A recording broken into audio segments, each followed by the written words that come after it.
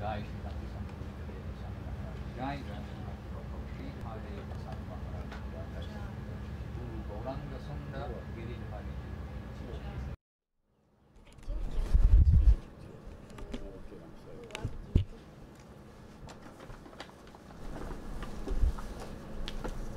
Maharaj, I can say that by the Lord's grace, we've had the opportunity to celebrate or honor this day of Radhastami on many occasions with His Divine Grace, Srila Bhakti Sundar Govinda Dev Goswami Maharaj.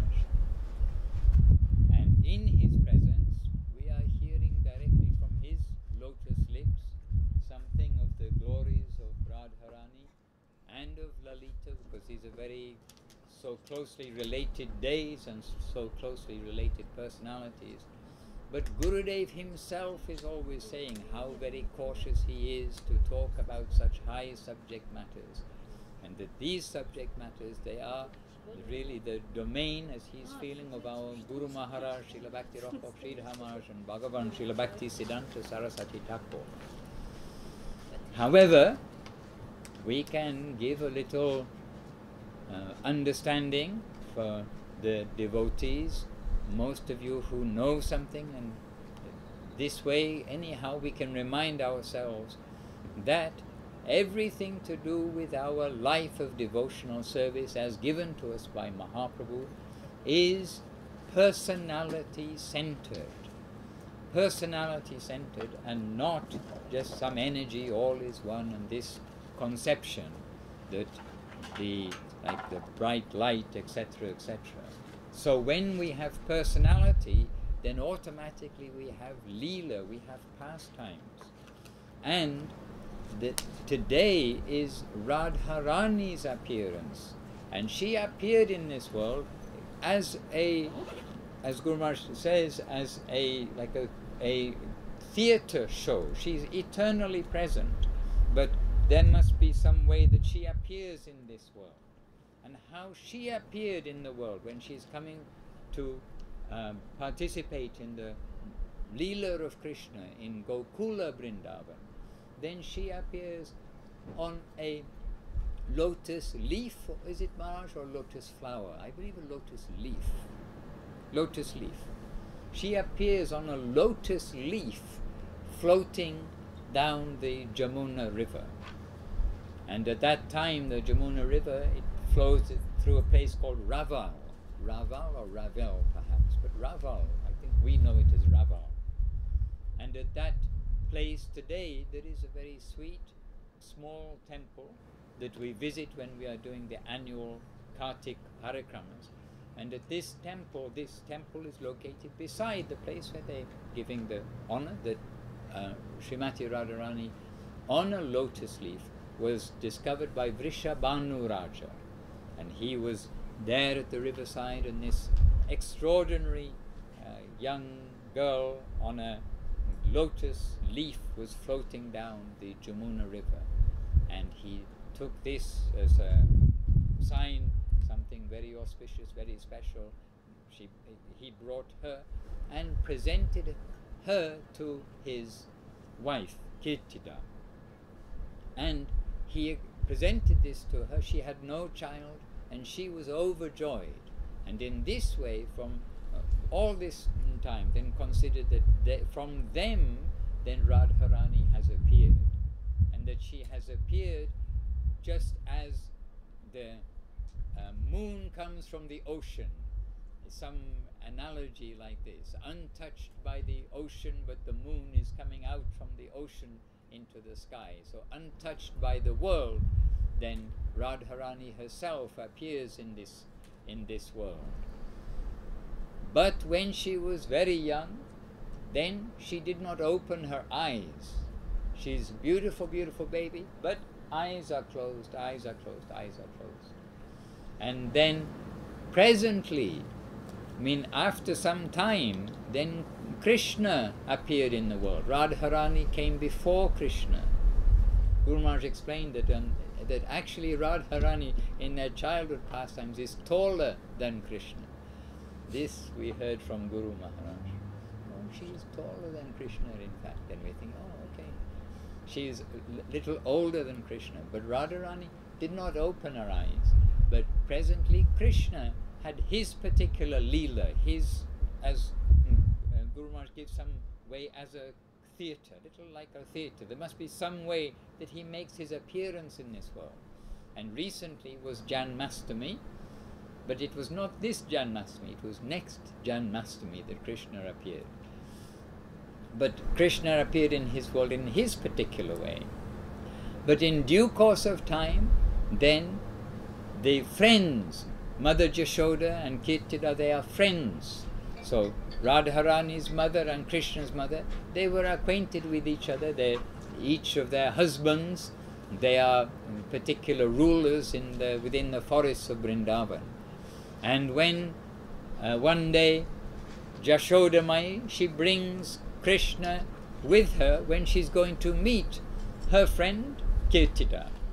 She's going to meet her and she's taking Krishna with her, and then that time Krishna comes and looks inside the place where Radharani is. Radha and Krishna, somehow they are coming near each other, side by side, and only when Krishna came before Radharani, that is the first time it is told that she opened her eyes. So the first sight that she had was of Krishna. So these are all the early pastimes. But from the very beginning, then that specific sweet interaction between Radha and Krishna, coming through from the very childhood, the very babyhood, if you like, all the way through. But our line given to us by Mahaprabhu, who is Radha Krishna combined, and who is given to us by Guru Maharaj, by Gurudev, by Srila Saraswati Thakur, by Rupa Goswami, who are to be seen as Radharani's delegation to this world, as we've been singing this morning in the Gurvashtakam prayers, the prayers of Vishwanath Chakravarti to Sri Guru. Then all the way through we are seeing that actually for the devotees, the gift that Mahaprabhu is giving through the Sampradaya of the Rupa Nuga Sampradaya is the gift of service to Radharani. That she is the principal object of our service, and then naturally the service is coming to Krishna. But these are high topics. They are things which we can hear about and which we can hold on our head. These stories of the divine couple, these leelas of the divine couple throughout their whole leela, from the very beginning of showing in Gokula Vrindavan through to the pastimes of their, you say, teenage, youthful pastimes, and then their pastimes of separation, meeting in Kurukshetra. So many things which took place throughout the 125 years of Krishna's leela. They are all to be held on our head most respectfully in remembrance of the fact that we are saying even now the name of Radharani, Radha, etc. But Vyasadeva did not take her name, and Shukadev Goswami did not take her name. All the Bhagavatam is indicating her, but she is not mentioned by name. So we must also be very careful in these dealings and remember that this is the property of our Sri Guru Vaga, that it is their presentation to us, and they are giving us the description of the highest world, not for us to imitate or to take lightly, but describing that so we can keep it as the ideal at the top of our ambition, our to-do list, our where we were going to go list in this way. So in these years, Maharaj, we've heard Gurudev talking about the especially auspicious day of Radhastami today. We know also the especially auspicious day of Lalita Shaptami yesterday, but the especially auspicious day of Radhastami today. And Gurudev sometimes would immediately go to talk about Mahaprabhu, about Mahaprabhu's appearance, Mahaprabhu's gift, because Mahaprabhu is Krishna himself enveloped by Radharani's mood and luster. And so Gurudev would often, we'd hear him giving them most of the talk about Radharani would be the glorification of Mahaprabhu and what Mahaprabhu had come to give to the world, what he came to experience in the world.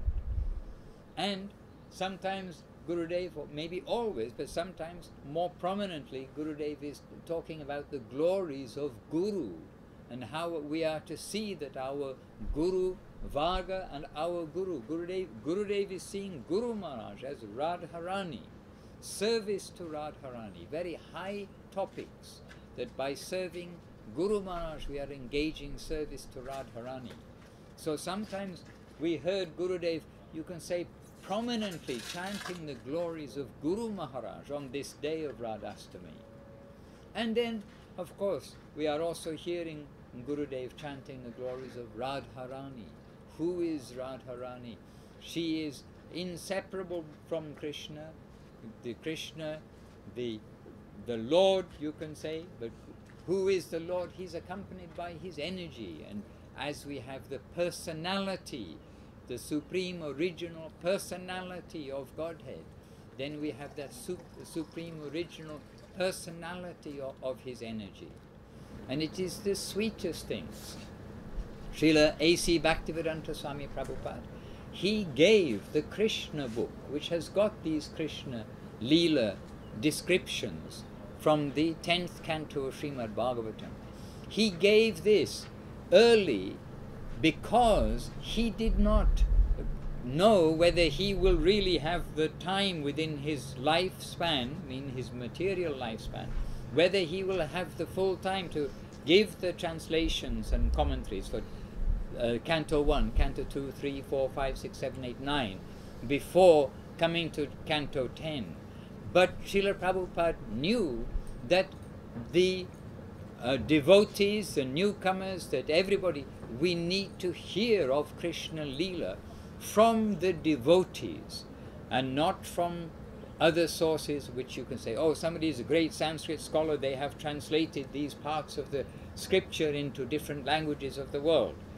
But Srila Prabhupada, independent, stepping out of himself, he knows that the Chaitanya, the Srimad Bhagavatam 10th canto needs to be presented by a devotee, and taking the lotus feet of Srila Bhakti Siddhanta Saraswati Thakur on his head, taking the lotus feet of Srila Guru Maharaj on his head, and the previous acharyas, Srila A.C. Bhaktivedanta Swami Prabhupada gave the Leelas of Krishna and these pastimes in what became known as the Krishna books, so that we would be able to understand, have some glimpse into that world in a guarded way.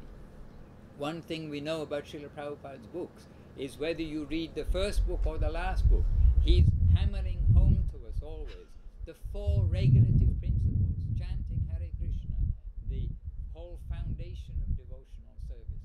He's hammering home to us that Krishna, Radha, Mahaprabhu, and Krishna, Radha, and Krishna's Leela, Mahaprabhu Nityananda, and Mahaprabhu's Leela, they are not the pastimes of ordinary persons of this world. And so, as safely as possible, Srila Prabhupada has presented these things to us. And in Chaitanya Charitamrita, Srila Krishna Das Kaviraj, as safely as possible, has given these high topics to us in a guarded way. And Srila Gurudev, sometimes actually asked us that on this day we can recite the Ramananda Samvad, that this Ramananda Samvad is giving us the step by step understanding, coming to understand who is, what is the exalted, most exalted position of the Leela when it is with Radha and Krishna Leela. And then even there in that Ramananda Samvad, coming to the point of then, who is Mahaprabhu? And Mahaprabhu then coming to cover his mouth and say, don't say any more, in this way. So the point is that these are high topics, they are the domain of our masters. We touch them because we are asked to touch them on this day, but very carefully and through the guardianship of our Sri Guru Varga. So Maharaj, these are my few words in glorification of this day, and if you like, echoing what Gurudev stresses every year, it's a most auspicious day for us, and that may Radharani, Lalita, Krishna, and all the upper world be gracious to us, that we try in some small way to carefully present the gloriousness of this day of Radharani's appearance. Jai Srila Bhakti Rakha Sridhar Dev Goswami Maharaj ki Jai, Jai Srila Bhakti Sundar Govinda Dev Goswami Maharaj ki Jai, Shri Saprika Shri Guru Gauranga Gandhava Govinda Sundar Ju ki Jai, Jai Shri Radhastami ki Jai. Lalita ji.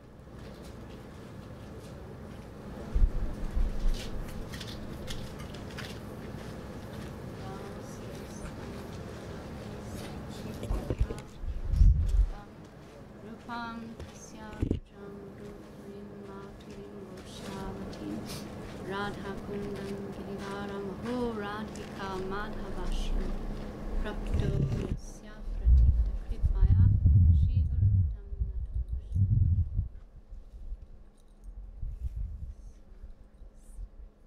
One of our favorite pranams by Srila Raghunath Das Goswami, who is our Prayojan Tattva Acharya, gave us the highest objective, our supreme goal in life, Radhadasyam. Gave us, by the grace of our gurus plural, and given us Mahaprabhu, given us entrance into the service plane, and highest objective, Radharani's service.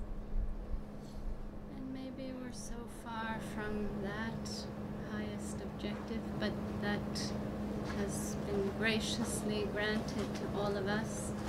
That's our divine prospect, one day in the bright future, by our Guru's grace and the Vaishnava's grace.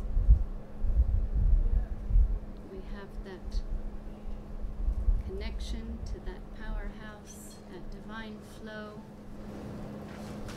the servant of the servant of the servant, under Lalita Devi's guidance, under Rupa Manjari's guidance, we can serve Radharani with our Guru Varga.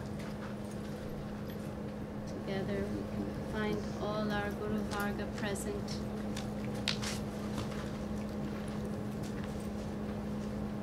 So we're celebrating Radhastami today, and it's a very happy day. And hello again. And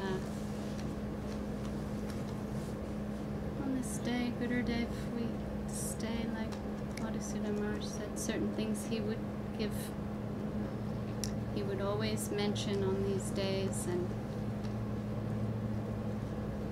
one thing always so sweet to hear Srila Gurudev talk about Goloka and what it's like in Goloka Vrindavan, which is the playground of Radha and Krishna, and where Radharani is Krishna consciousness personified, the greatest devotee, and also the supreme personality of Godhead in female feature. And sometimes we hear Krishna's better half. And Gurudev mentioning the trees of Goloka. You go up to an apple tree and you can ask for a mango or a banana. And where every song, every word is a song, every movement is a dance. Where the cows are wish-fulfilling cows, the trees are wish-fulfilling trees, and oceans of milk. And this is Goloka that is being extended down into this world, that actually came to this world. We hear that actually the original Goloka has come here when Krishna came.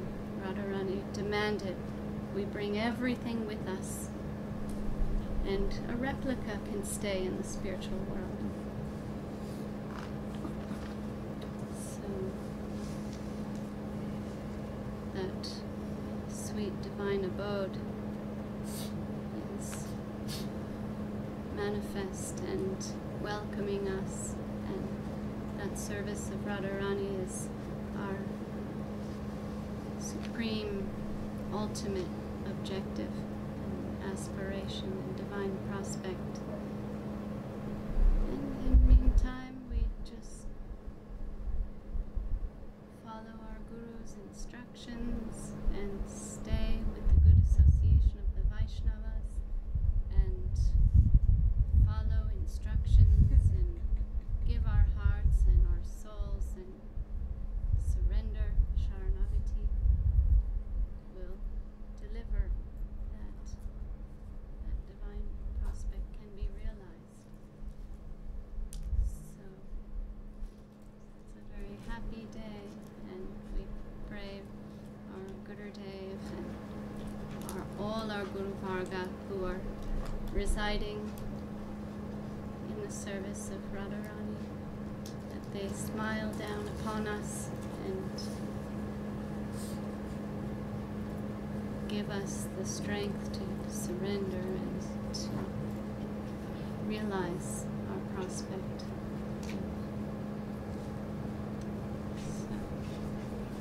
So, by the grace of our Guru, we have all these things becoming available to us.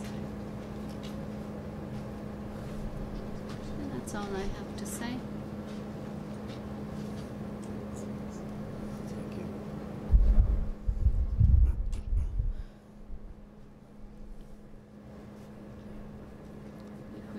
Brahma Samhita will hear many descriptions of Goloka, beautiful verses. Chintamani Prakarasat Masukal Riksha. All the trees are wish-fulfilling trees, and everything is ecstatically engaged in service to Radha and Krishna. It's the personal playground of the Supreme Person in male form and female form, and all their friends and associates. So our Gurus are giving us all these things. Maharaj, you can speak now. God. Well, I know Tyagi Maharaj has incredible blessings from our Guru Varga, our Gurus, to his interest is highly Siddhanta, keep it properly, and so he will finalize all our talks because everyone have said something very important. So I will pick few points of that occasion that we're celebrating today. And obviously, we know that very famous shloka from Čайтанья Charitamrita, Radha Krishna Vikritir Hladini Shakti Ashmas. It's Radha and Krishna Vikritir, which means they are in constant exchange, loving exchange, deep, loving search for its own identity, where the male and female identity of divinity are separate in two forms, Radha and Krishna, male and female, God and goddesses. Actually, everybody say God is one, which is nice, but actually it's two. Just like in our physical body, we have male and female aspect according to Ayurveda, and we have that nature present within us. There's also some divine aspect of male and female exist. Otherwise, how come male and female exist in this world, and how come males are looking for females and females looking for males? We're looking for our true half, and that's the whole principle of existence based not on that Freud idea, which is oh, it's all about sex, man. You know, everything is about sex. No, it's not. It's about search for the identity but the identity is perverted.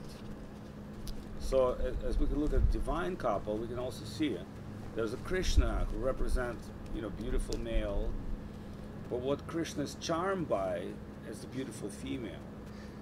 So Krishna, who's charming the whole world, who's source of all the attractions, all the beauty, all the love, he's charmed by someone. That is incredible. And that is his female Shakti aspect called Radharani. That's why she's so sacred.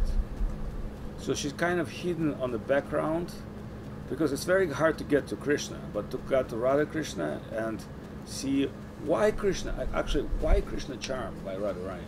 That's also described in Chaitanya Charitamrita, her incredibly sweet qualities. And they say the way she dress like in spiritual world, obviously, like in this world, let's put this way, the great designers, they put ideas in a dress. So we say, oh, it's a very funny dress, or it's very sad dress, it's very cool dress, or this is the dress from flowers, and this is the very transparent dress. So let's assume in spiritual world, the great beings also dress. What are they dressing? What is their dress? Qualities.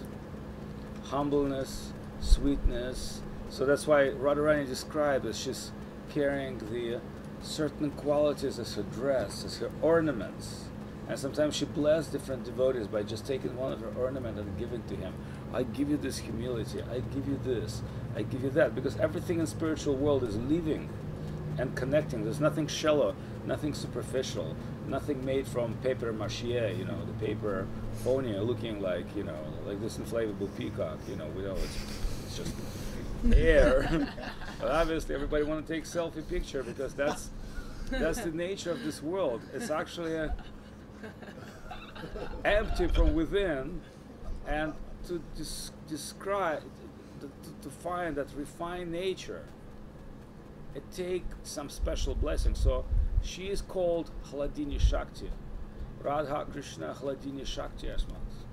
What is Hladini Shakti? According to Srila Bhaktivinoda Thakur, in our perception teachings about three Shakti, Hladini, Sandini, Samvit, which is basically the place, the action, and result. Everything is here based on that intrinsic nature. And it's an interesting thing, according to Srila Bhaktivinoda Thakur, what he's explained, he say that when external consciousness reflecting on you and you go into virtual-like material world, same feeling of love transfers lust, same feeling of pastimes transfers, oh, I need to go to party. Same things of the place transfers to, well, we need to decorate the place. But all of these values have total perverted meaning in spiritual world, because it's the place of consciousness, it's the loving action, because there's no any reason there to act rather than only one purpose, act on love. Like here we're acting out of necessity to survive, and survival of the fittest, or we need to be famous. That's like another ego thing, like I gotta be famous, man, local people need to know me, they should see me on Facebook, at Bhakti Fest. Here I am with guitar, here I am with peacock, I'm with inflatable elephant, that's me. So it's all about, it's so funny, but that's what it is. It's like an ego reflection on everything. It is like, and everything is like, I really like this guy, because he said hello to me. Well, I don't like this guy, he didn't say hello to me. It's all about me, ego, and that's how we judge things. In total hilarious way. It's just like an insane person. So Srila Prabhupada once wrote article, who is crazy? Somebody in like New York Times or somewhere, they call, oh, this Hare Krishna guys, they're dancing and chanting, they're crazy. I'll try to go to nightclub and when everybody's stoned and drunk, who's more crazy, right? Like, it sounds like, it's so funny. You can appear like a tie and suit person sitting in an office, but on the end they discover this guy is sniffing cokes, he's dancing with bunch of naked women in his hotel suite. So as much as like you're looking like a substantial, sane, you're a politician or businessman. On the end, the journalists, they discovered you. You're actually Hare Krishna in disguise. You're dancing, you're going crazy, you're trying to get love.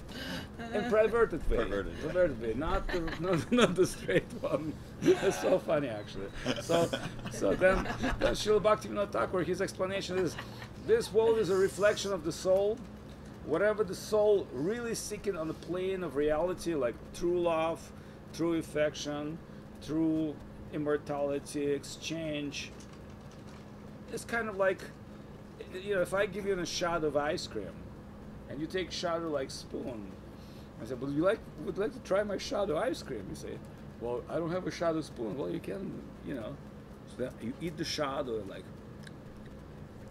and it's like you're chewing the chewing gum. That's what it says in Bhagavatam, but it's the same taste. It's nothing better. So going back to original spiritual reality, there's like Shakti Fest here, and everybody talk about feminine nature. But what is that feminine nature? So if we really take deep, this feminine nature is something that charms Krishna. And of course, all the ladies say, yeah, like, I've said to one woman, you have a she said, like, I heard, like, oh, you're Hindu, I heard, like, in your country, women get improper treatment. I said, of course, they do. She said, like, why? I said, because they're better than men. That's why they have different treatment. Do you understand what it is? It's not like, oh, women are marginalized. It's like, no, actually, it's your idea. Actually, in spiritual idea, they're not marginalized. They're the highest one because their level of love, self-sacrifice, is incompatible. You see my symbol? Sorry, it's just looked at the keyboard again for a long time. Someone's Skyping you. It happens all the time. So, just to conclude that idea, Radha and Krishna are the greatest entities, which is cause of everything. It's actually one, but not one in a sense of oneness. See, because when things come to oneness, that's where we get to lose everything. We think, oh, Radha and Krishna, they're actually doing Leela pastimes, but when they get together, they become one. They become like nothing. No, that's called greatest one. As Guru Maharaj explained, 0 plus 0 become a 0, 0 minus 0 become a 0, 0 multiplied 0 become a 0, which means it doesn't disappear. It's just become something greater. So that one greater thing comes in the form of Chaitanya Mahaprabhu. When Radha and Krishna is dark, Radharani light, Radharani is giving her love, heart and hella to Krishna. So they merge together. What happened is explosion. And in that explosion, Hare Krishna Mahamantra take its original seat. So when we say Hare Krishna, Hare Ram, a lot of people think, oh yeah, they're chanting Krishna, they're chanting Ram, meaning like Ramachandra. That's true on external sense, but according to Guru Maharaj, that is Radha Raman, and there's word romantic. Tushyanticham, romanticham. What does mean romantic means in English language? Actually, it's pretty international, understandable word, like romantic dealings or romantic exchange between male and female. It's not actually a vulgar or sexual exchange. It's a very subtle exchange based on affection, love, some expectation. The word romantic is a very, very subtle word. It's not the dirty word, actually. It's actually a beautiful word. And when we're using this word, we're pretty much using like the fresh love, the pure love. We all know what it is. It's like a pure love. And some people say, well, when I had the pure love when I was 16, so what is that? That is a very pure, very innocent, very, very childlike, but it's also not child. It's already coming to some level of maturity, but it's more like the perception what love is, ideal love we're talking about. So that ideal love is the domain of Radharani and Krishna. And actually by becoming Mahaprabhu, that ideal love is like explosion. And when you have an explosion, it's also resonate. This Hare Krishna Mahamantra is explosion that resonates in hearts of people. And of course there is different way of resonate, because there are shadow of the mantra and they're the real mantra. So somebody will say, well, I've been chanting Hare Krishna, but it says in scripture, you can deal with the shadow of the mantra, and you can change for millions of lives. That's actually looking like bullet, but it doesn't have the tip. It's just like blanks. You can shoot gun with blanks, or you can think you're shooting. It's almost the same, but there's no effect. So when we say what make this Maha Mantra is really substantial, then we have to go back to who is the Radharani, who is Krishna. Radharani, she's a faith personifies.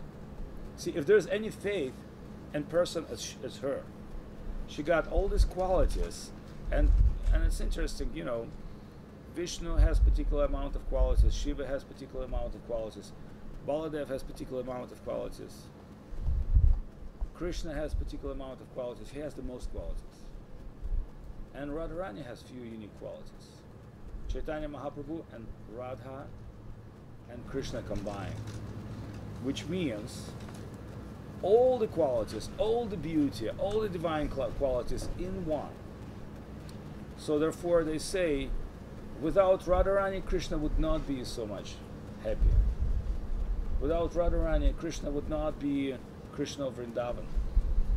And when Krishna wanted to descend to this world, he said to Radharani, I kind of have to go to material world. It's a time for me to do my pastimes. And then Radharani said, oh my God, are you going to leave us? It's impossible to tolerate. And then Krishna said, okay, I'll take you with me. I take all of you with me to this world.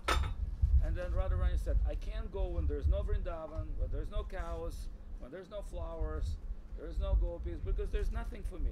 Vrindavan is my domain, it's domain of love. Then Krishna thinking more deeply and thinking, yeah, I kind of have to take everything from spiritual world to the earth. Then the question is, what's going to be happening in spiritual world then? Then Krishna is using his mystic power. You think, I'll make the replica.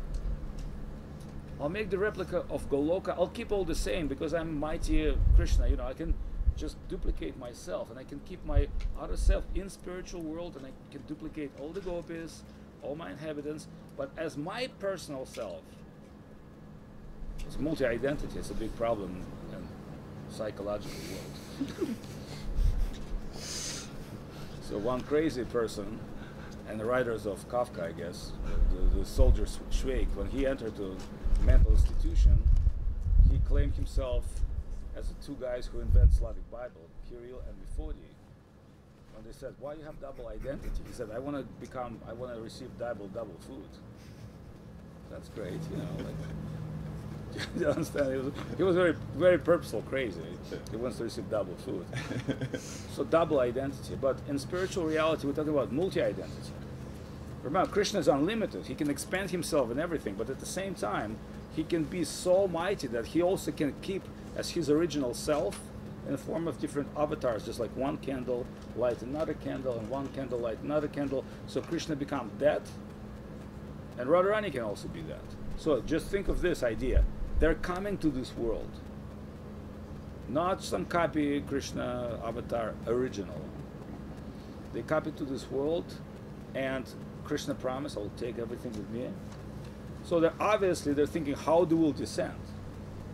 So in an interesting way, when they talk about Mahaprabhu descent, here's their idea. It's a very clever idea. If you think about that, it's genius. Krishna tell to his friends, I will also come as Chaitanya Mahaprabhu, but the problem in this descent, we're not going to know who is who.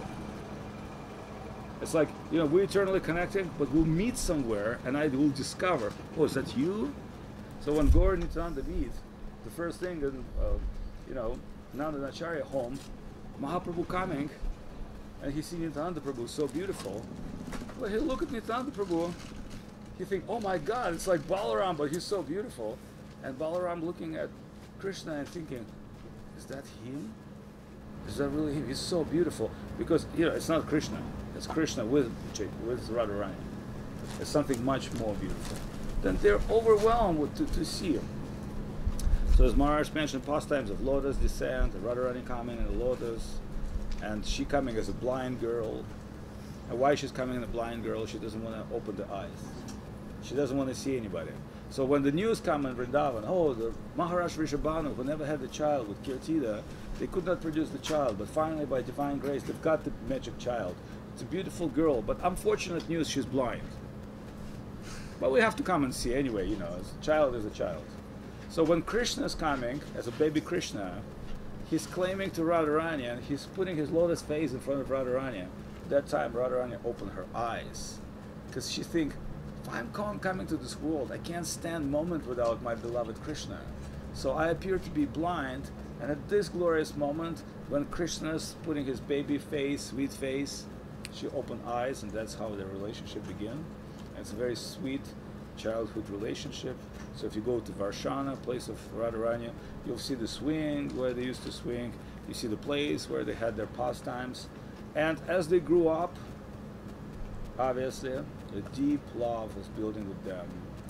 And it comes to different levels, different levels, different levels, different levels, until Krishna separates from Vrindavan.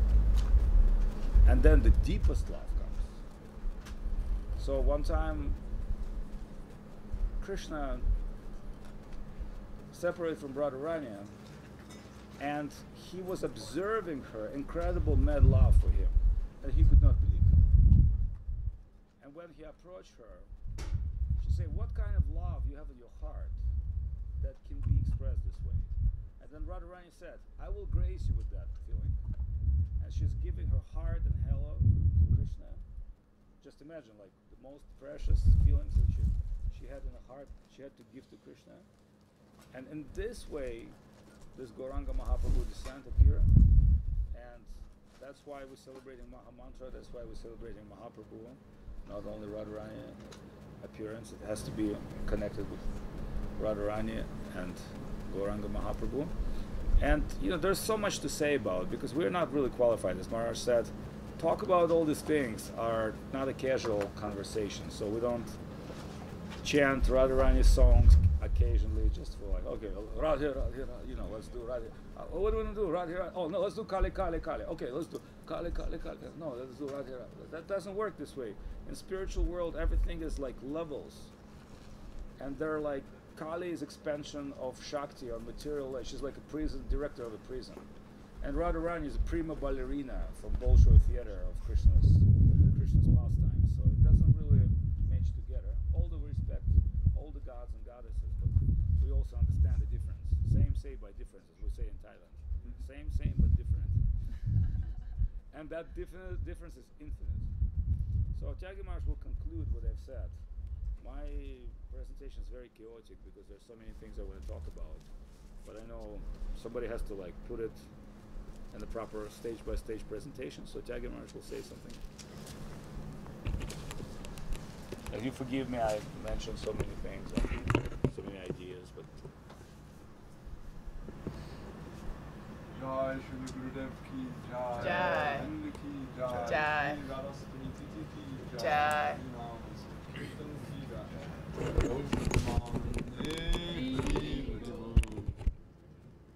Well, at the request of Srila Avadhut Maharaj and with the permission of Madhusudan Maharaj and all of you, we'll try to say something in praise of Srimati Radhika on this most holy day of Shri Radhastami.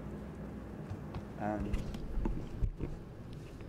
no doubt we feel ourselves to be highly unqualified to speak about these subjects. And not only do we feel that, but we're told that. Yet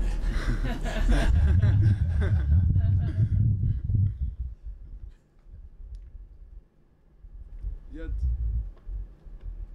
when it is our duty to say something about that, then we must fulfill that duty.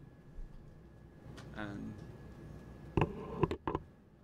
we're given to understand that our Guru Varga, beginning with Vasudev himself, was extremely guarded about speaking about Srimati Radharani. Second, that in the words of Srila Bhakti Siddhanta Saraswati Thakur, if we pass our life without hearing the glories of Radharani, then our life is wasted. And three, that our Guru Varga is very merciful. To put this puzzle together. This thing, if you don't hear about it, your life is wasted. And yet, they are extremely guarded and reluctant to tell anyone about it. and they are very merciful.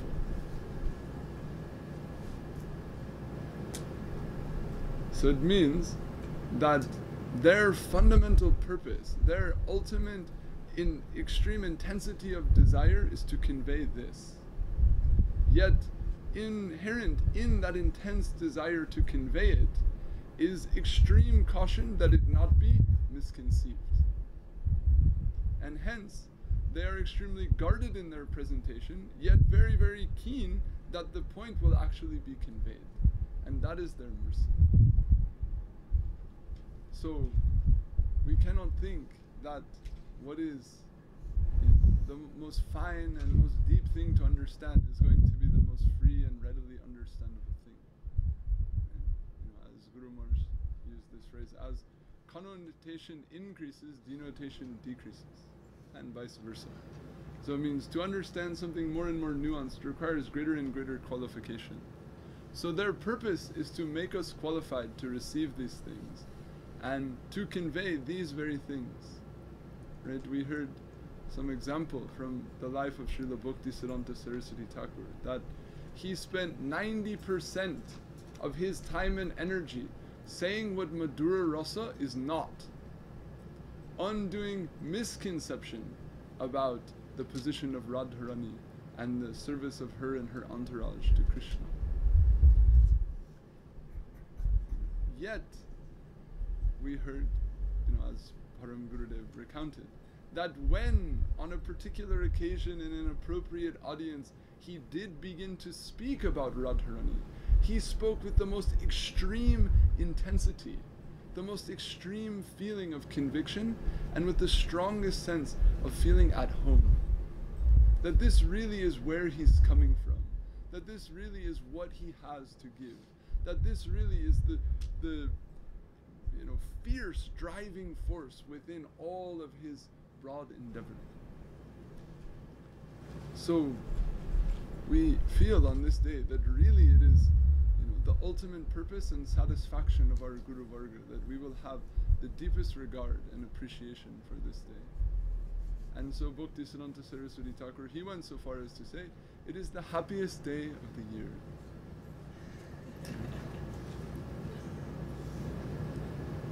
So we know that at present we're in the Kali Yuga, and by our divine fortune we are living in this era after the appearance of Sri Chaitanya Mahaprabhu, who has come to the world to give us the service of Srimati Radharani, as it is beautifully sung.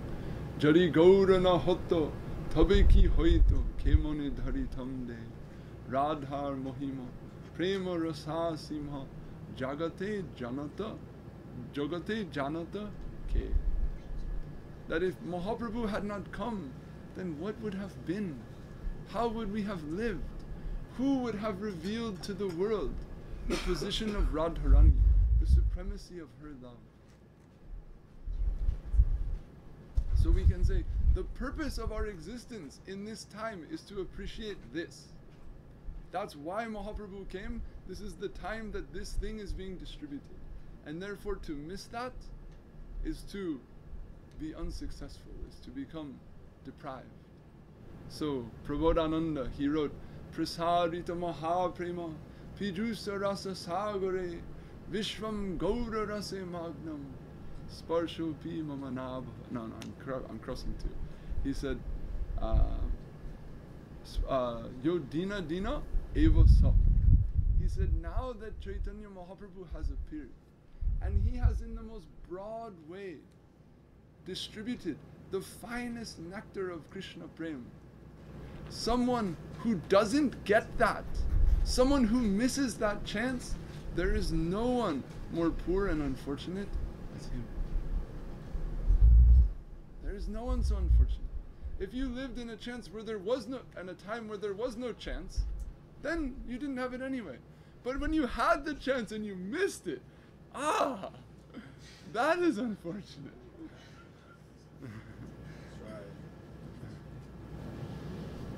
So, right, our Guru Varga, they don't want us to miss that. They don't want us to be such an unfortunate person. But yet, to help someone actually properly receive and serve these things is no small task. Actually, it is the broadest task which requires foundation and development at every single level leading up to it. And so actually, all distribution of Krishna consciousness, all service to Krishna is conducted by Srimati Radharani. And every level leading up to it is also facilitated by her arrangement. So, to render the most exclusive service, every other service must also be facilitated. So we can say, who brought Krishna consciousness in general to the world? Who brought Krishna to the world? A.C. Bhaktivedanta Swami Prabhupada, the followers of Saraswati Thakur, those who aspire to Radhadasyam, those who aspired to the finest thing, they did the broadest work. Right? So for the most exclusive ideal, the most liberal methods are to be applied. But not, and washed out, but laid out in a gradation whereby people can actually develop the level to appreciate this finest thing. So that system is illustrated in the Ramananda Sangvad, which Madhusudan Maharaj mentioned, and is that whole of the Ramananda Sangvad is compacted into one verse of Srila Rupa Goswami in his Upadeshamrita, which, as Maharaj requested, lays out in a systematic gradation the position of Srimati Radharani, saying Karmi Bhyasto Parito Bhaktim Jayur Gyaninas Gyana Vimukta Bhakti Parama Premaika Nishtastata Tibhyastha Pashupala Pankajadrisas Tabyopi Saradhika Prishta Tadvariyam Tadiya Sarasi Tam Nashrayat Kakriti. So the gradation begins from karmis. So Saraswati Thakur in his commentary, he said, to refer to people who fail to adhere to Dharma, not necessary to mention them. In other words, souls at large doing whatever they're doing according to their conditioning and whims, they don't hit the gradation, they're in the pool that this ladder is coming out of. So of this ocean, elsewhere what Guru Maharaj called the Swara Charabdi, the ocean of one's own whimsical behavior, right? Then the ladder coming out begins with karma. And so here karma doesn't just mean ordinary action. Karma means karma yoga, means adherence to dharma, the beginning of the culture of selflessness. And then superior to those who enter into the spirit of duty and selflessness are those who, as of the fruit of engaging in selfless action, become purified at consciousness and acquire realization of their nature of spirit. In other words, who reach the platform of Gyan. But then, amongst all who come to that recognition of the position of spirit, of their own spiritual identity, of the flickering nature of material existence, all of these things, then those who beyond that acquire devotion or bhakti, connection with the manifest spiritual plane beyond their own fundamental existence as a spiritual entity, they are in a higher position. And then, skipped over in this gradation, but given in Ramananda Sangvad, is that position of Jnana Mishra Bhakti, where people take to bhakti but still have an ideal of Jnana, or still seek to become freed from what they realize to be unsubstantial as a result of bhakti. But when even that is lost, and bhakti becomes both the path and the goal, when bhakti becomes everything to someone, then they become a Jnana Shunya Bhakta, a devotee who's even freed from Gyan. Means karma and Gyan, they're like the fuel tank on a rocket ship, and you blast out of ordinary things with that, but once you cross out of the gravitational field, finished, and then you're moving out in the free plane. So karma and Gyan, they drop away, and then pure bhakti rides on. That is the actual thing. And then amongst all who have pure bhakti, then those who reach the state of prema bhakti, they are supreme, whose bhakti is entirely for the satisfaction of their beloved. As Krishna told Radharani and the gopis at Kurukshetra, Mayi bhaktir hibuttanam amrita tvaya kalpate jistinasin matsneha bhavatinam madapana. So many people, they have bhakti for me, but that is because they aspire to liberation. They aspire to some higher attainment for themselves. But all of you, you simply have affection for me. You have pure bhakti for me with no ulterior motivation. And by that, you must be united with me. There is no question. Where there is bhakti, there is Krishna's connection. And then 2 readings of the verse are given because it begins with this phrase, dishtya, which means by good fortune. But it doesn't specify directly in the grammar whose fortune this has occurred. So one reading of it is Krishna saying, it is your good fortune that you have this love for me by which you will unite with me. And the other finer reading, it's my good fortune that you have this love for me. I am irresistibly drawn to reunite with you. So this classifies to the prema bhaktas. And then amongst them, Pashupala Pankaja Drishas, those lotus-eyed caretakers of the cows, means the gopis, those lotus-eyed cowherd women, they are the greatest amongst all prema bhaktas. But then, Tabyopita Radhika, but supreme amongst them is Radharani. So the gradation caps out there, going from this up and up and up, the highest ultimate devotion to Krishna shown by Srimati Radharani. And that is illustrated in what Maharaj summarized, where of all the celebrated pastimes of Krishna, his pastime of the rasa dance with the gopis is cherished by all devotees of Krishna.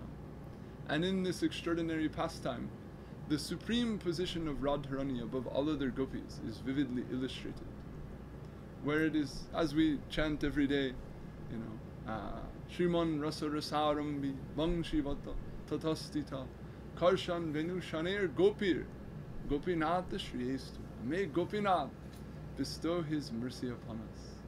He who inaugurates the rasa dance and draws all the gopis to him with the sound of his flute.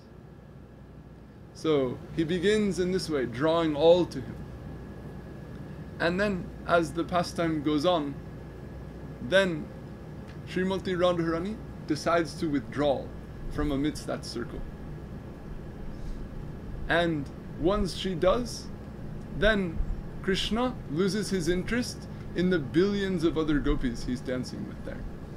Her absence and all others combined, if you put this on a balance, and her position comes out superior.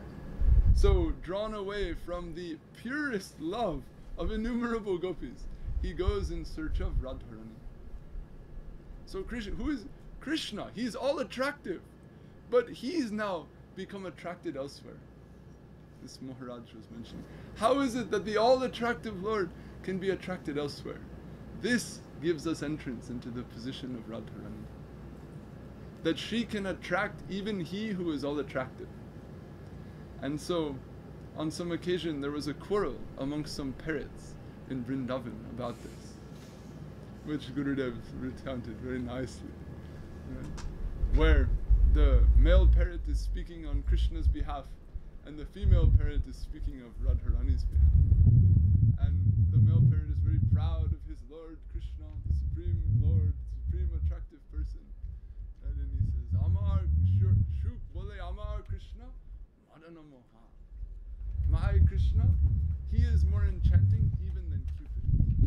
Means he is more attractive than even the Cupid of this world. People are captivated away from Cupid even towards him. He's the most attractive. And this is shown in the pastime of Kamadev himself, how he acquires the name Ananga. One name of Cupid is Ananga, means Ananga, no body. So Kamadev had a body and he lost it. How so? There is some history. On some occasion, it was told that there was some battle going on amongst the Devas and the Asuras, and the Asuras were losing, and they needed some more military support. So they appealed to Brahma and Vishnu, and it was told, the son of Lord Shiva will fight on your behalf and you will be victorious and peace will reign in the world. And all the Devas went, hooray, very great. And then they went home. And then by the time they got home, they realized, but Lord Shiva doesn't have any sons. And then they thought, well, what are we to do? The son of Lord Shiva is going to save the world, but Shiva has no son. And this was in the time after the Daksha Yajna, after Sati had been immolated, and she had then reappeared as Parvati. But this was unknown to the Devas. So then they thought, somehow or another, we need someone to seduce Lord Shiva.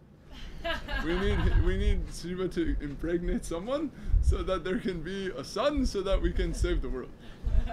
So then they said, Sounds like a Hollywood movie, right? Better! That's why they got all these movies. So then they investigate, and then they see that there's a girl living up in the mountains, right? Parvati means mountain girl.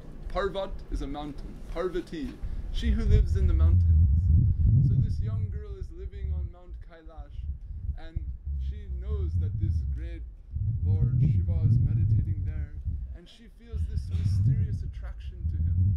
She feels this mysterious familiarity with him. So every day she would go, and he would be completely unaware of anything externally, and she would just put flowers at his feet while he meditated and went away. So meanwhile, Indra is plotting how to seduce have someone seduce Lord Shiva. So then he sends some spies, and he notices that they report that one mountain girl is coming and worshipping Lord Shiva. So Indra says, perfect. So he calls up Kamadev, and he says, I have an important duty for you. Like, I have a dangerous but important mission to save the world. What's the mission? You need to go and time your attack on Lord Shiva with the daily offerings of this mountain girl. And right when she comes to offer his flowers, you have to shoot him with your flower arrows. And these flower arrows, they pierce someone and they put them under the spell of attraction, and whoever they see, they become attracted to them.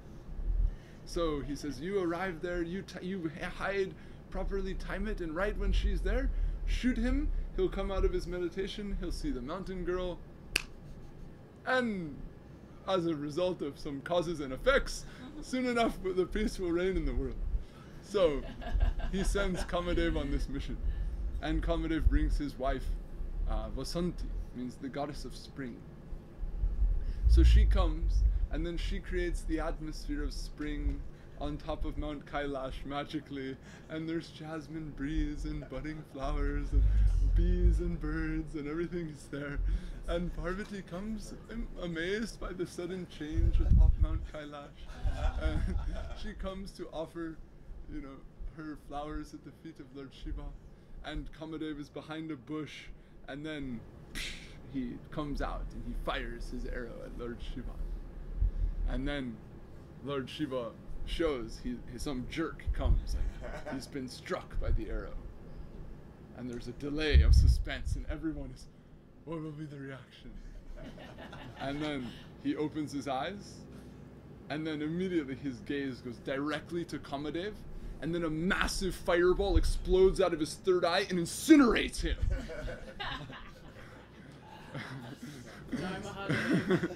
And everyone,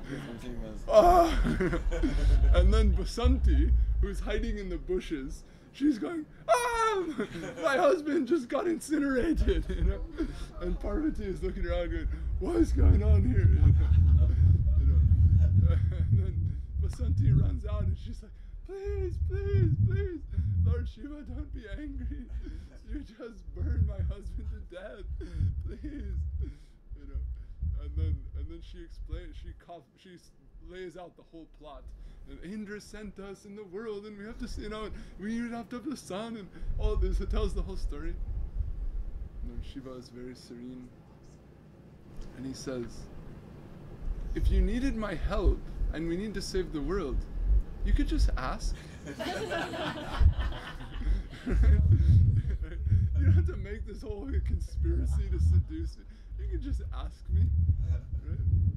But the fact that you thought that I would come under the influence of this lower energy, that is unforgivable. Means who is Lord Shiva meditating on? he's meditating on Ram, he's meditating on Krishna. He is far more attractive than Cupid. From those whose devotion is pure to Krishna, the influence of Kama is nothing. Nothing at all. So this is one illustration that Krishna is Madana Mohan. He is more attractive. His attraction is more captivating than even Cupid, because Shiva, who's under the attractive spell of Krishna, is completely immune to the influence of Kamadev. So Krishna is Madana Mohan. This is one way it is told. But this is the argument of the parrot. The parrot is proudly saying, Amar Krishna Madana Mohan. He is more attractive than anything in the world. And then, Shari Boli Amar Radha Dame Jatakan. Which means, that is so as long as my Radha is by his side. Naile Shudui Moran. Or as Kaviraj Goswami wrote, Modana Mohita. Mohan means enchanter. Mohita means enchanted. So when Radharani is by his side, he's enchanting to the world. When Radharani is absent, he's enchanted. Not by the world, but by her. So his attractive power is only there because it's made possible by her. And elsewhere, then it goes on. It's a long dialogue, very sweet poem.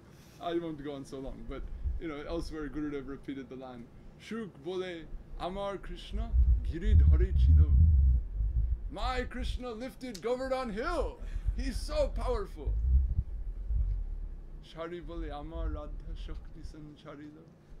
That's because my Radha gave him a little Shakti. Naile Parve Keno. If it not, how would he have been able? He couldn't have if Radha had not supplied. Or it says, Amar Shuk bole Amar Krishna. What is it? Bhange something hele. Like, my Krishna is so beautiful because he stands in this bent posture with his head tilted to the left. And then Shari bole Amar Radha Charana Pabe bole. That's because he's bounding his head in obeisance to the feet of Radharani, hoping to receive their dust. And like this, she has a reply to everything he says. Every glorification of Krishna, that's from Radharani. That's from Radharani. So, as Gurudev said, within Indian culture, the most prominent, well-known name of God is Bhagavan. But what is that? If we look at the word, it is a word and a suffix. Van means to have or to bear, and Bhaga means fortune. The synonyms for Bhaga are Lakshma, Shriya, right? Who has Bhaga? That is Bhagavan. So the very definition, the very fundamental identification of God Himself is He who is with Radharani, or who's blessed to be in the presence of Radharani. That is God. Especially among Indian people, you tell this, they're like, they can't believe it, right? Because they're not breaking up the word. It's just like the word is the word, But if you look at it, from the very fundamental construction of the entire Siddhanta, the entire language, the position of Radharani is there. Yet, as Maharaj mentioned, when it comes to the Bhagavatam, when it comes to the final fruition of all the revealed truth, then we don't find the name of Radharani in the text. Guru Maharaj wrote a poem about this, saying, Jad Amiya Mahima Shri Bhagavatya Kathayam Pratipadam Chaptya Labda Videya. Pratipadam Anubatam Chaptya Labda Videya. Throughout the whole of that stream of nectar known as Bhagavatam, we don't find in even one place her name stated directly. So this is, the demonstration from the get-go, as everyone has reiterated, that the position of Radharani is of the highest dignity and is never to be exposed amongst persons who are inclined to misconstrue it. yet as Saraswati Thakur commented, is this point about Radharani's name not being, this is mainly given by Jiva Goswami originally, and there, Saraswati Thakur on that basis, he explains that the whole of the Bhagavat is contained in the Chatushloki, the 4 verses, the nutshell verses. And the preface to that Chatushloki summarizes the substance of the Chatushloki. So there, this is Jnana Paramam Guyam Me. Here you will find the most hidden, the most confidential type of knowledge. Jnana Samanvitam Sarahasyam Sarangancha Grihara Gaditam Ayam. Receive that now from me, along with its subparts and its mystery and its secret. So Jiva Goswami comes and says right here in the preface to the summary, it is mentioned that there is a secret within it. And those who are blessed, those who have the fine understanding, they recognize that rahasya, that secret aspect is Srimati Radharani and her supreme position. And that is actually the purpose that the whole of the Bhagavat seeks to fulfill. So Guru Maharaj wrote, Tad Akila Rasa Murte Shama Lila Vadambam. That Krishna, by Rupa Goswami and by drawing from the whole Siddhanta of the Bhagavatam, has the supreme position as the supreme personality of Godhead. Why is Krishna the supreme personality of Godhead? Right? That Siddhanta comes in the Gaudiya Vaishnava line based primarily upon the principle of Rasa Vichar. By analysis of Rasa, Krishna is supreme. So Krishna is identified as the Akila Rasamrita Murti, or that form with which the nectar of every possible rasa can be exchanged to the greatest depth. This is the specific position of Krishna, right? When we say Krishna is the supreme personality of Godhead, when we preach about Krishna consciousness, it's not some kind of dogmatism, sectarianism, some kind of thing. It is about pure spiritual, ontological real revelation. So Krishna has that position. So Guru Maharaj drawing Rupa Goswami's language, saying Tad Akila Rasa Murte Sham. That Krishna, that Sham, who is the Akila Rasamrita Murti? Lila Valambam. She is the basis of his Lila. Or she is for whom he is performing all of these Leelas and engaged in the exchange of all of these rasas. Madhura Rasa Dhi. She is the fountain, the source of Madhura Rasa, that taste that eclipses the taste of all other things, like Maharaj mentioned yesterday. So many yogis, so many jnanis, thousands of years meditating upon Krishna, recitation of the Vedic hymns, right? But the chastisement of Radharani draws away his mind. The Vedas are boring to him. Meditating yogis are boring to him. He is captivated by Radharani's angry words. So she is the foundation of his highest lila. Right? And even she has, you can say, compromised the whole of the Vedic scriptures. The Vedic scriptures are said to be revelation. They're said to be truth. They're said to have been the real thing that everyone should know. Yet, the promises, the things ascertained in these scriptures, Krishna hasn't been able to uphold them. As it is told in Charitamrita. Right? Yeyatamam prapadyante tangsataiva bhajamyaham. Krishna gave a promise for all time. However you surrender to me, I will respond to you accordingly. As you come to me, I will come to you. But Kaviraj Goswami says, but Krishna he's proved a cheat. He's proved a liar by the gopis. Because he couldn't reciprocate with them. Na pare ham nirabadya sangyujam vibhuda yushapiva ja durjaya geha shrinkala samrishyatadva pratiyatu sadhuna. He had to beg a pardon and say, I can't reciprocate with the purity of your devotion, the sacrifice that you have made for me, overcoming the most extreme of obstacles. You'll have to be satisfied with your own virtue. Right? And what was their virtue? Their discretion of all Vedic virtues. Arjupatam Chahitva. The fact that they crossed the rules of the Aryan's path, of the Vedic path, in order to surrender to him, that is their highest virtue, breaking other virtues. And Krishna says, be satisfied with your virtue. so many layers of significance in all of these things. Anyway, I'm sorry if I'm going on too much, Maharaj, but... No, it's extremely So this way it is highlighting the position of Radharani, that her, service has captivated Krishna. He can't even maintain his own promises. He can't even maintain his own position. Actually, when she departs, he runs after in search of her. Kang sarerapi sangsaravad vasa shrinkala. That Jayadev Goswami is saying, she is the binding link in this chain of desire around Krishna. And for her sake, he leaves even all the other Brajagopis. And ultimately, there is what Jayadev Goswami himself even hesitated to write. And we hear about this time where Jayadev Goswami, the Gita Govinda is pouring out of his heart, but ultimately it comes to the time when he wants to show the highest position of Radharani, but even he is hesitating. Oh, is it so? Is it to that degree? And so he thinks, I better take a bath. It came for also his midday ritual function to take a bath and meditate and take prasadam.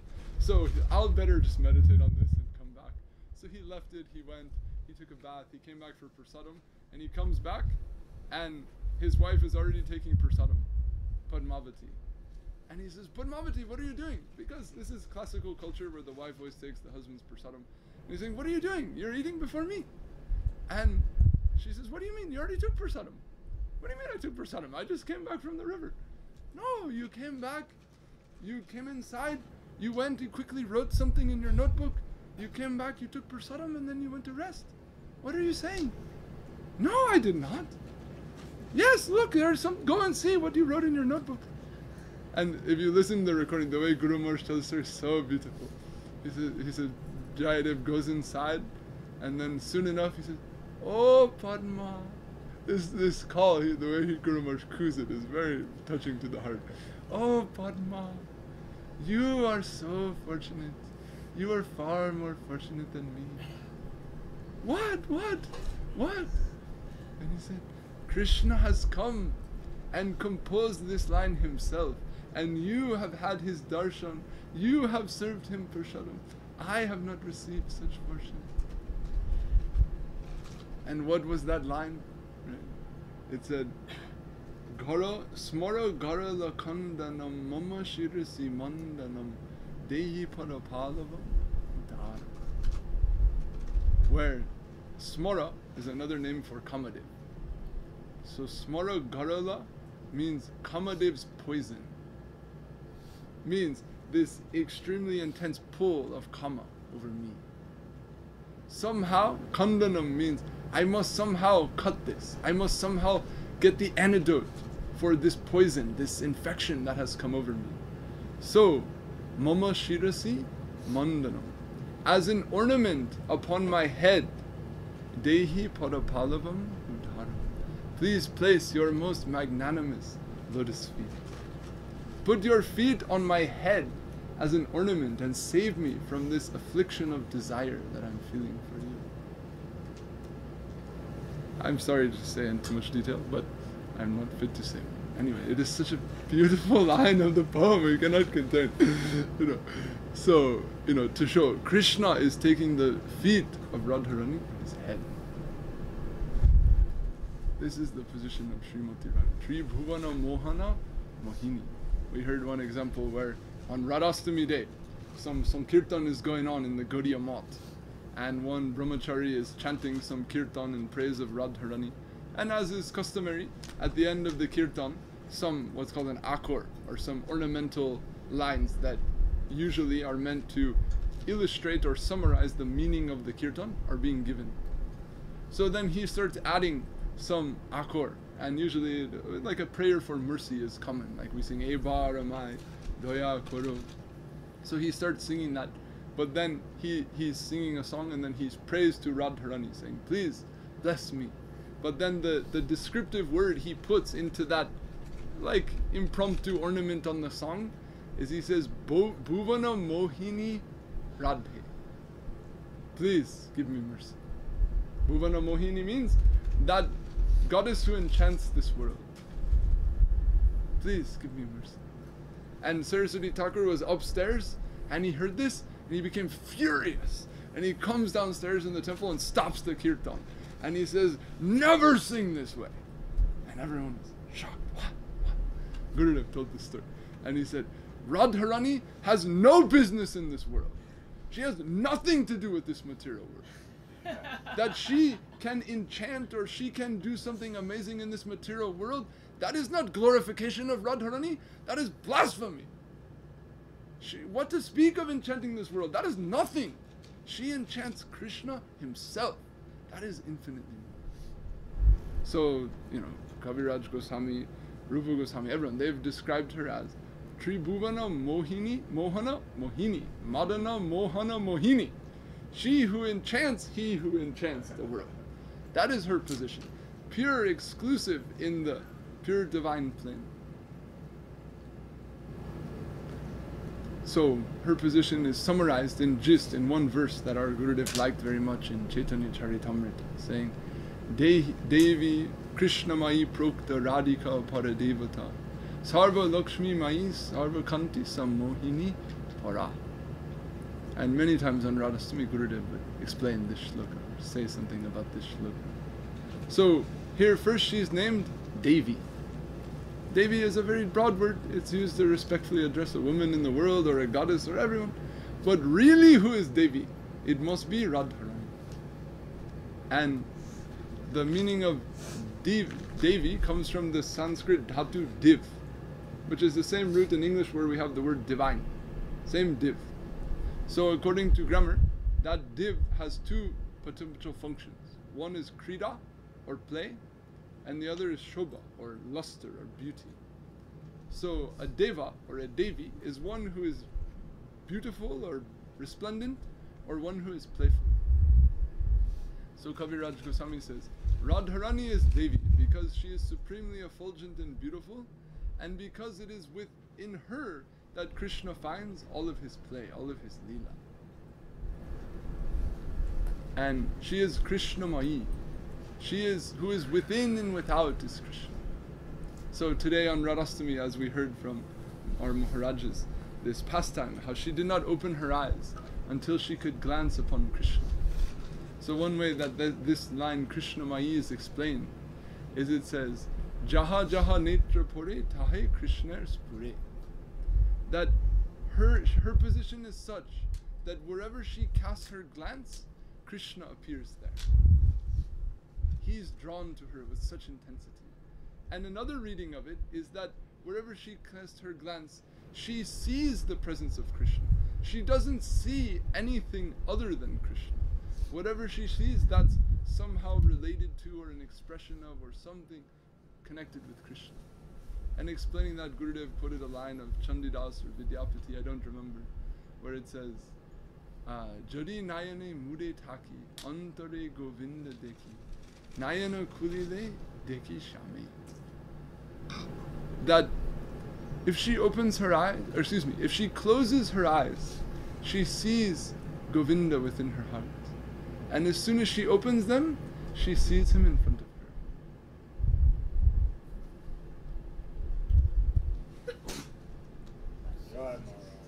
Okay, so I'll conclude here. So many wonderful things are told about the position of Radharani, and in short, we want that by the grace of our Guru Varga, by service to our Gurudev, who is Radharani's direct manifestation and representation, that we may someday acquire the qualification to render service to her and her entourage, and exclusively, in service to her.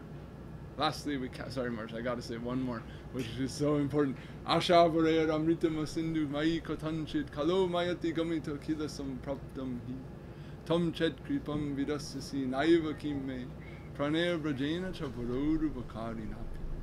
Das Goswami's depth of longing for the mercy of Radharani, where he makes what Gurudev called the most revolutionary statement in the scripture, where he says, if I cannot receive the mercy of Radharani, I don't want my life, I don't want Vrindavan, I don't even want Krishna.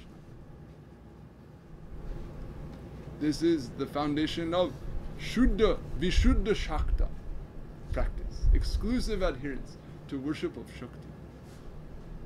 that without the connection of Radharani, without service to Radharani, we don't want anything. Not even Krishna, not even Vrindavan, not our own life. Nothing is of any. She is accepted as all in all, as everything. So Mahaprabhu, he came, his existence represents that. Krishna, captivated by the position of Radharani, and actually all the Sankirtan in the world is coming from the Sankirtan of Radharani and the Braja Gopis in Vrindavan. And it is to show her highest glorification, that Krishna is won over by her, that this whole movement is going on. And that has been represented by our Guru Varga, and that Kirtan is coming down to us now. And that is the essence of the whole of the revealed truth. We didn't get to the Guru Maharaj's explanation of Gayatri, which is a step back from Bhagavatam. But we have here Om, which is the seed of Gayatri. So nicely, so broadly it is told, what your heart is searching for does exist. And what is that? That is this, what we are talking about today. We cannot say that. Only today, a few days of the year, we can actually give the full idea. But this moment we can say. But actually, from Om to Gayatri, through the Ved, Puran, to Bhagavatam, Charitamrita, Goswami Grantha, the fine essence of that given by the Guru Varga, coming threaded all the way to this point. That what your heart is ultimately searching for, the highest realization of your potential, is in Radhastami, the eternal service of Srimati Radharani, under Lalita and Srimati Rupamandra. Jai Shri Radhastami Titi ki Jai, Jai Shri the Gurudev ki Jai, Bhakta Brinda ki Jai, Harinam Sankirtan ki Jai, Go Premanande Hari Hari Avadhut Maharaj ki Jai, Kamal Tyagi Maharaj ki Jai, Shri Bhakti Lalita Devi Dasi, Madhusudan Maharaj ki Jai, Samarachan, Radhi Jai, Jai, Madhusudan. Okay. Did you want to have Pradev chanted? We don't have a loudspeaker set up, so we can't.